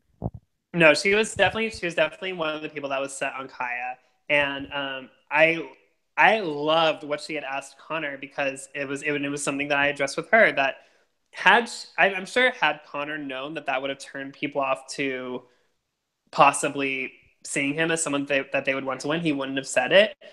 And so when Sarah says something in episode 1 about like, oh, like I'm not really great at anything, you should probably sit me out if it gets to that, and then I react as aversely as I do, and several other people did as well. Sarah was like, oh my god, if I had I should have known in my head that was a shit thing to say. Like I was just being humble. Like I was being humble, and maybe she didn't even have that self-confidence, but she was just like, I was just being honest, kind of thing. And setting the bar low. But it's set it low to exceed expectations versus to fall short. But I think had she known, if she had known, in hindsight, it's 2020. So she sees, and all of her friends are saying that I'm saying like she said that. What a moron. She sees this, and then she's like, oh my god, if I had known that me saying that would make people think lower of me in general, like I thought I would have seemed like humble or whatever, but I wouldn't have said that if I knew that kind of statement was going to have me targeted. And I definitely should. She alleged she definitely shouldn't have said that. And it's the same thing for Connor.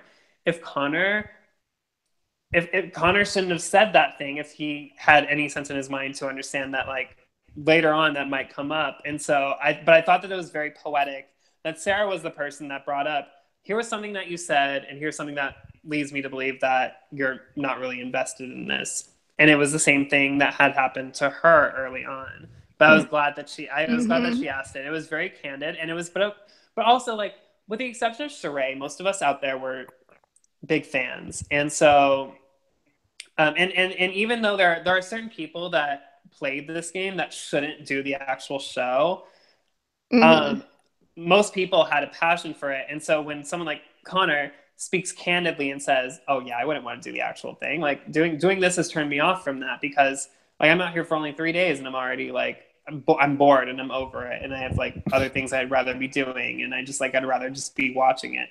But other people listen to that kind of thing. And then they take that in stock and they realize that maybe he doesn't have a passion for it as I do. I can't relate to that as much. Yeah. And so you want to reward someone who had like a great experience and will very much cherish this. Yeah. And so it was someone who's like, get the fuck, I want to go. It was one of the most valid questions to be asked. And especially when she said, I have a strong leaning towards the word go. Like I had so much respect for the question that she asked and how she had addressed it, because I think if I were in her same shoes, I would have addressed the same thing. I think if I were on the jury and I would have, and Sarah were in the finals, I would have addressed her about what she said in the beginning and how she thought that had affected her. So I appreciate that she had the focus and the precision to pick up on things that people say and to let tribal council do what it's meant to do, to let people be accountable for their actions and their words. So I was proud of her for asking that question. Yeah, it really goes to show how hard Survivor is, that it's not just about the strategic moves or making sure that you're not giving away to someone that you're targeting them or stuff like that. It's like every single thing that you're saying, you have to be aware of what effect it's going to have on the perception of you and how it could affect you at any point in the game. Like it's really crazy when you think about it. But like I don't like judge him at all for not wanting to play. I feel like there's so many fans who just they've never really considered or been honest with themselves about whether or not they should play Survivor. Like there was a point when I wanted to apply and I'm like, I don't go outside because I burn with sunscreen and I like have almost passed out when I wasn't even like severely dehydrated. I used to get lightheaded so easily. So it's like, why did I ever think that I would do this thing? And I feel like I personally appreciate when someone has the awareness to be like, yeah, this like 39-day super, super tough challenge is maybe not for me. Like, I don't think it's a bad thing, but I think in that circumstance, when you're saying something like that, like I don't think it's necessarily fair to judge him for someone to be like, I want to play the game so badly and you don't. Like, I don't think it's fair to judge for that, but just in the way it comes off is like, yeah, after, like when someone comes to the final tribal council and is just talking about like, yeah, this was like really tough. I don't think I could do any more than this. It's just not going to make you really feel good about losing to that person. But yeah, like it's just in that context, like I don't think anyone should be bothered by the fact that he doesn't want to play, because most people definitely should not play Survivor. A lot of people who play who shouldn't play. A lot of people apply who should never play. Yeah, so I think there's a difference to people that have there's a difference to people that have an aptitude for Survivor to people that have the like emotional stamina and the ability to handle public scrutiny, for example, or the ability to handle like hunger and whatever. And you have like I think the first fans versus favorites versus the second fans versus favorites, they had a lot more like actual fans out there. And so you have like a Kathy Sleckman who's like, she's like, I'm a student of the game, blah, blah, but then she can't actually handle the real thing because of the paranoia and because of the physical conditions and being separated from your family. Because she like lied about her medication and just went off it on the islands without like telling anyone. Sure, but I think that carried more weight than the emotional aspect. But yeah, in general, I definitely agree. Yeah, I think that there's certain people that, and it's not a bad thing. It's just like some people are built for that and some people are not. And I think that Connor had the wherewithal to be like, I'm not. But for someone like Sarah, who craves the ability to handle the actual thing, that becomes, it's like, well, then what are you doing here? Like Sarah saw this as a training camp for the real thing. And and I mean, I can only speak so much for Sarah, and I actually can't speak for Sarah at all. But I think that Sarah was interested on being, or she might still be, interested on being on the actual thing. And so I think that she saw this as an example to get her feet wet and kind of get like a sample size of what the actual thing is. And so when someone like Connor expresses that different philosophy of like, oh yeah, I would never do the actual thing, it expresses to Sarah a lack of passion, and that's not what she looks for in a winner of something like Survivor Washington.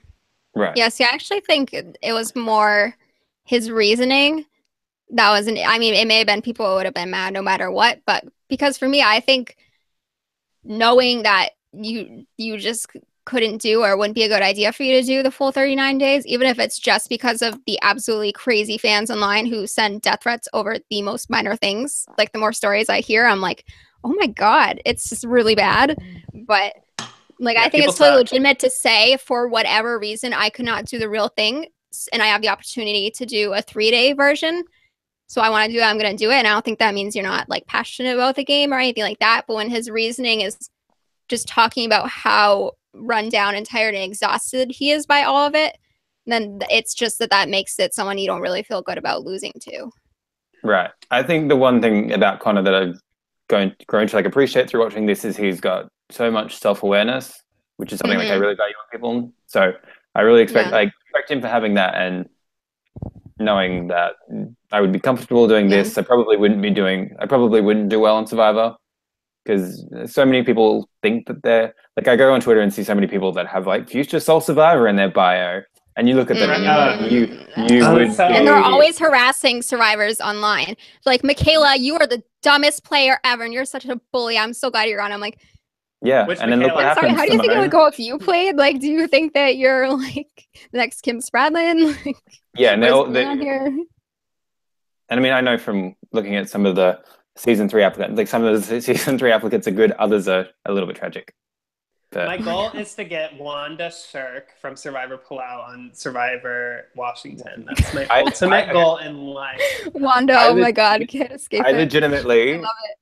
I'm not like kidding about this. I really want to do what I did with Sarah and just like DM and like beg to come and participate. But I want to ask Billy Garcia because I feel like he buses into everywhere. Fuck off, no. I want, No. he's going to be gone by like episode 1. But like, why? What's wrong with Billy? Everything. 2 times. You guys are not persuading me to apply. Apply. No, Heather, I'm genuinely curious in how you would do Heather because I don't find you physically athletic. But I do think that there's something endearing about you that like you would be able to kind of entrench yourself into other people's lives the way that like certain people on this cast were able to be into mine. And so also, I mean, you're pretty. You'd be able to use your feminine wiles to No, but ahead. I can't do that. Like I can't fake it. Like if someone like touches me on the arm and I don't like them, I like twitch. I cannot do that's fake fine. flirting. In this day and age, that's okay because you don't have to take that anymore.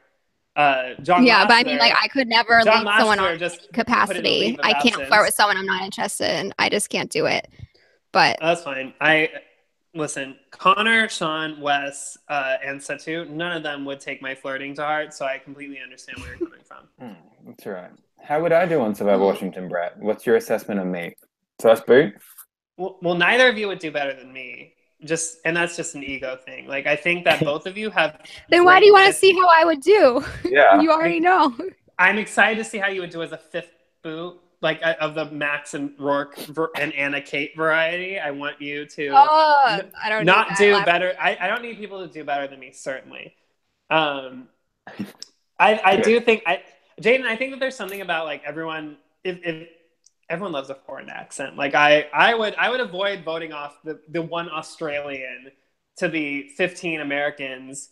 Or like also like the one Canadian that doesn't really have like that much different of an accent. Like I would purposefully keep you around just because I was just like, but he talks like that and it's so pretty. Thank you. Yes, there's plenty of reasons for why people would want to vote me off right away. There's no reason why I wouldn't be gunning for Jaden from the get-go. Like I'm so obnoxiously individualistic that it really makes people hate me. Heather, you would be loved like Lindsay. You would be like everyone, like hashtag pear-shaped goddess, hashtag self-worth. Oh no! It would, and you know what? And I think Reading up all my tweets. Joe Mena would be sliding into your DMs and being like, "Whoa, this Survivor Washington castaway! I wish I could do nearly as much magic as she did on her season as I did on mine."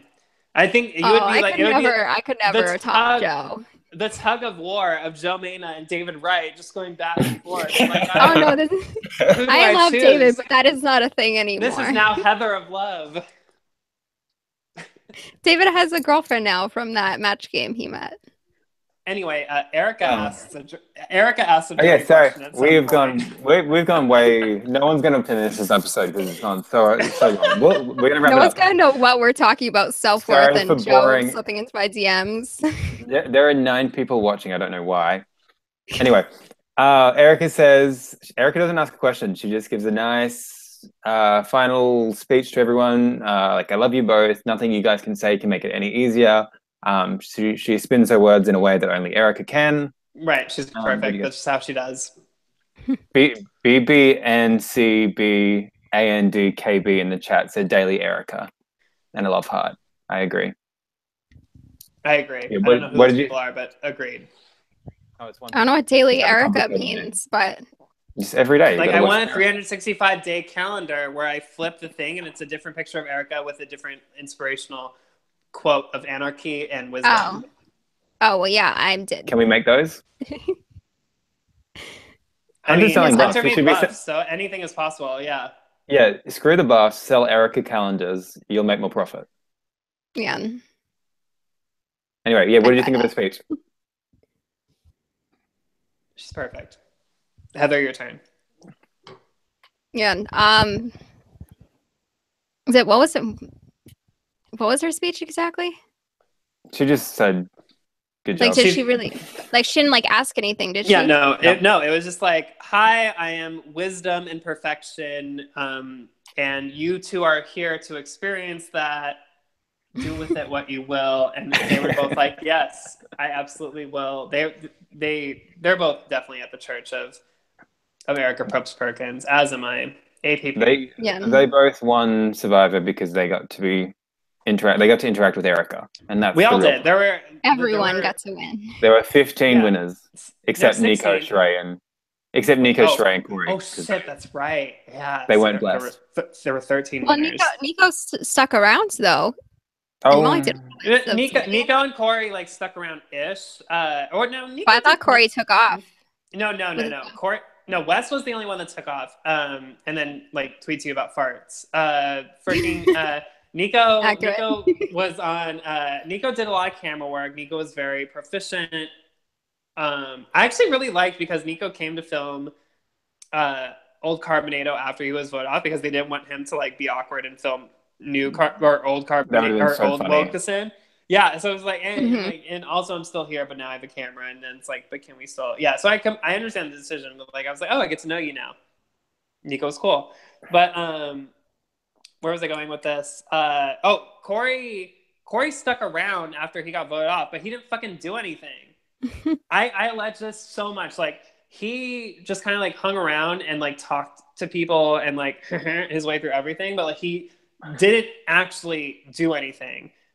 I mean, I can only speak to after I was voted off and onward, but I think he was over it at that point. Maybe he did stuff between fourth boot and sixth boot that I don't know about, but he didn't do shit. Sean and I did a lot of stuff, and Nico did plenty. Molly stuck around one challenge after she was booted, and she did plenty, and she gave her fair due. Other than that, that was it. Sheree let her children be child laborers for the rest of the time. So Sheree wins. Sheree beats all of us. The biggest contribution of all. Yeah, Sheree is the best mother.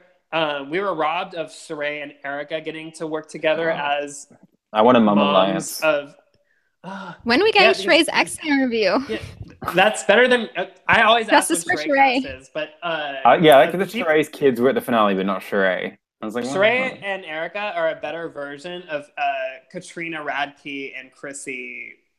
Fuck off, whatever her last name is. We're never even a thing.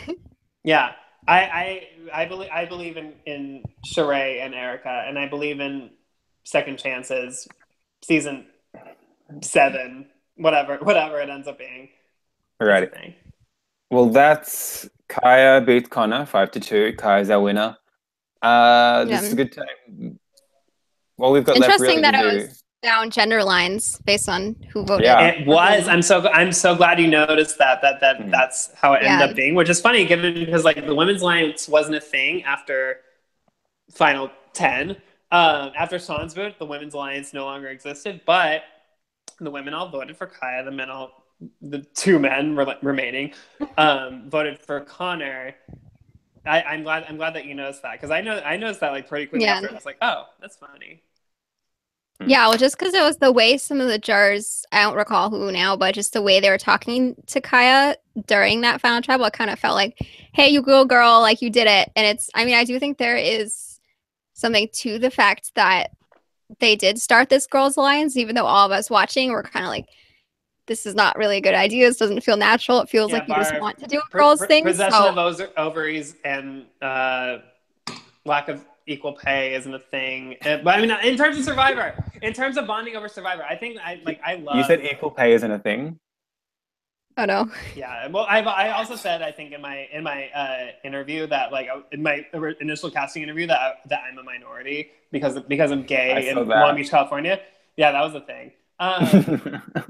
But I'm just saying that at the time, and our fallen comrade Marissa, she agreed that just possession of ovaries is a very far-reaching thing in terms of let's build an alliance here. Which, granted, at the time when that alliance was formed, there was far more than that was involved with it. It was just let's not have Brett go forward because of his connection to Connor and Sean and whoever else. But but that was just like the scapegoat that allowed it to be a thing. And Lindsay had said in her previous interview that she wanted to be the Kim Spradlin, or rather like the Vanuatu that succeeded. Where are we going with this? But anyway, yeah. So it was just females voted for Kyle. Yeah, I mean, it makes sense that people who went into the game with the perspective of wanting to have an all-girls thing would go into the game wanting to see a girl win. I don't think that any of these people would have just voted for any women, regardless of the opposition or the circumstance. But I think that may have just been like a point in Kaya's favor where they may have wanted to vote for a girl, but nowhere near the deciding factor. Yeah, I think it's coincidence. Kitty and Emma, I think, were the only people that were up for grabs, which granted, Connor could have had a 4-3 if he had managed to wrangle Kitty and Emma, and it didn't. So like it wasn't a foregone conclusion necessarily, even though it was like a far-fetched idea. But I think that 5 out of 7 jurors, let's see, Stefan was decided, Kitty was not decided, Emma was not decided. Setu was decided. Setu, Lindsay, and Sarah were all decided. So 4 out of 7 were decided. Oh, Erica was the one person that I didn't get to talk to. It wasn't Emma, it was Erica. Because I went in order and I went and talked to people. Erica was the only person I didn't get to talk to. She's so wise, she doesn't need the help. She didn't deviate from her original plan, which is what I learned later, was that she entered being pro Kaya and she left being pro Kaya. Right. Anyway, just as a final statement, like to end the season, what did you guys think of the season as a whole? Brett first? Sure. Like, as an experience as well, like what you thought of the game going into it. And I can't even picture. And like, and you sent me a message of like what like a try breakdown was if I wasn't there. And this guy Eric, was his name Eric? His name's Eric. Yeah, it's so funny to think of like I'm like I wasn't even supposed to be a part of this, and then I became a part of it, and then I became very vocal. And like joined you guys after my boot episode. I'm very happy with a lot of things about how the season went because it wasn't ever predictable, and I think that a huge part of it, and Hunter acknowledged it, was the final 4 that you see was not the final 4 you expected. Hunter predicted Connor and Erica to make it to the final 4. He also predicted Emma and then the person that I replaced. To be in the final 4. The Melissa McNulty of Survivor Washington. Yeah. So I think for the most part, like when the season starts, I think that there's very few people that thought that this final 4 was going to be the final 4 because there were people that were stars like Lindsay and Emma, or there were people that were like super intense and active like Wes, or people that had like these like flamboyant personalities like myself. And Connor grows to shine, Kaya grows to shine, Erica starts as the old person and she's not even old, but she kind of comes into her own. She manages to integrate herself socially with this group. Sarah has no self-confidence or self-worth in herself, and then she manages to build a certain amount of respect for herself, and then she creates these bonds to the point where people start to feel that maybe I should be wary of letting Sarah get to the end. So it's very telling that people that played meteoric games, like these super bright, shiny games like Emma and Lindsay, don't make the final 4. And I don't think people should stop playing hard, certainly. But I think that people should measure when they lay it on thick and when they don't. And that they don't just like try to drive the action for the whole thing and expect to remain undetected. I'm very impressed with Kaya as a winner. I'm so impressed with her. And we get to final 3, and I don't know who's going to final 2, and I'm just like, yeah, I'm fine. None of these people voted for me. I'm good. Like, no one that voted for me won the $500. I am at ease. My feet are at rest. Whatever. But you have Erica, who's a social dynamo. You have Connor, who is a strategic dynamo, and then you have Kaya, who is like a marriage of the two. And that's how I genuinely feel that like I think that Connor was so much strategy and then lacked like certain, like he didn't have like my bubbly personality or whatever, but Connor's so much smarter than I am. And then you have Erica, who if it's a contest on who's more like favorable, everyone's going to pick Erica over me. Erica is just a beacon of shining light. And then you have Kaya, and then Kaya's kind of like the jack of all trades, master of none of both of those things. And I think I was very happy with the final three, and I was very happy with the end result. What about you, Heather? Yeah, see, it was interesting because I'm not that like blindsided by the outcome that often. I mean, watching the episode itself, I was starting to feel what was about to happen, but for me, I just am such a sucker for like a very clear, concise, effective storyline. And Connor just had that so much that I like fell for it like hook, line, and sinker. And so I really wasn't expecting a Kaya win, but looking back on it, like, and once I'd like processed everything, it did make a lot more sense. Is just that they had two very different stories. I think what I was kind of feeling was that it was going to be a situation kind of like Millennials versus Gen X, where Adam wasn't necessarily always getting his way, which some people consider strike against a player. But because people had this perception of you need to get David out, it's stupid not to get him out. And Adam was the one saying, we need to get David out, and the other people weren't listening, that he would get the points for that. And I viewed it kind of similarly with Lindsay. I figured, at least because to us, it was so obvious, and because she was playing such a dominant game from the beginning. And we had a similar group in terms of just more diverse personalities, but all being like fans of the game and everything, that I thought it would be sort of a similar thing where Connor was the one who knew from like the earliest point, Lindsay is someone I need to get out. So I thought he would get credit for that move. And I thought that would be considered the most important move in the game. So that's like where I was at just in terms of viewing it. But I mean, we all loved Kaya from like the very first episode. She kills it in the confessionals.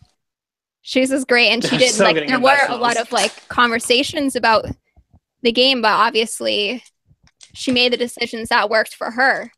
And she was in so many tough spots, and she managed to figure it out, and she managed to get there.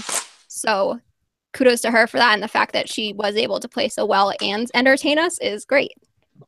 Because I always like to see more of that. No, I totally agree. Because I mean, this is like 99.99% Hunter's thing, but as someone who like kind of helped preseason, there's like only so much you can do. You can cast people who you think are interesting and divide them in a way that you think everyone will mesh well. But like, you could just send them out there and it could be shit. Like you could get Redemption Island and you're just like, oh, like that sucks. Yeah, they were high on that like newbie cast pregame too. Like the press people said they feel really good about them. Redemption Island? Yeah, I mean, this was before Robert Russell was like introduced to the group. I mean, so that just show. Yeah. But anyway, yeah, no, so like Stephanie Valencia. Yeah, you really don't know how a season's going to turn out. But I'm so overwhelmingly happy with how it turned out. I don't know how the next days after, just because he like exceeded his wild expectations of how good the season could be. I think absolutely, like basically everyone contributed to the season, whether it was like on a strategic level or they gave funny sound bites or they just played really hard. Like there's no one that I'm like, maybe there's some people that I'm disappointed didn't make it further, but what they gave me, I'm happy in. I'm sorry. What's up? Yeah, sorry. Brett specifically. There's just so many good things that happened. I think I'm biased, like I've said before, but I think this is by far the best fan-made Survivor season, hands down. And no, I'm just really happy, especially Kaya is a winner, who's someone who's like so good in confessionals and so funny and was so good strategically the whole game. I think she's really, if I could handpick the winner, she might be the person I would pick. So I'm very, very happy that she won. Connor was great also. This season was like a really, really good experience, and I'm so glad that everyone was a part of it. It's well said. Anything else any of you want to add to this?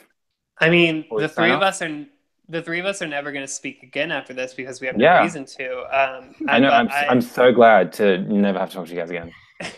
Finally, get back to Wes's tweets at me. I'm very grateful to have been asked to join on after my boot, and I really enjoyed. Because we don't have the same opinions oftentimes, but I appreciate the opportunity to express my opinion and to be able to compare and contrast our opinions between Heather, you, Jaden, Marissa when she was on. I feel more enriched by participating in this than I would have if I had just gotten voted off and then faded into the same obscurity that I would have faded into if I had done this podcast or not. But I'm glad that I lied to my boss and said, "Oh yeah, I have volleyball on certain nights that I have to make sure I get home on time so that Heather's parents can go to bed in peace." I'm surprised I haven't gotten yelled at yet. Justifiably yelled at, for the record. I've enjoyed this so much, and I'll miss this very, very, very tiny platform to converse with both of you on this very small subject matter. Oh, thank you, Brett. No, I agree. I've had a lot of fun doing this. Thank you for both of you for participating. Thank you for Marissa for really somewhat carrying it the first few episodes. Thank you to everyone that was on the cast and the crew and AJ and Jack and all of that. Especially Nico and Wes, who really and Scout and Scout and Ore. And Scout and Ori. Nico and Wes and everyone who really promoted the show on Twitter, and thank you to Hunter for making it and letting me contribute. Yeah, that's it. Anything else? I think that's a good sign-off point. That's all I got. Yep. Alrighty. Thank you for the 2 people that watch this every week. We'll probably be cancelled, so we'll maybe be back. Who knows? I don't know if Hunter wants us back. Yeah, I talked about Ryan Orch's penis. We'll find out. All right. Well, thank you, everybody. On that note, goodbye. Thank you for watching.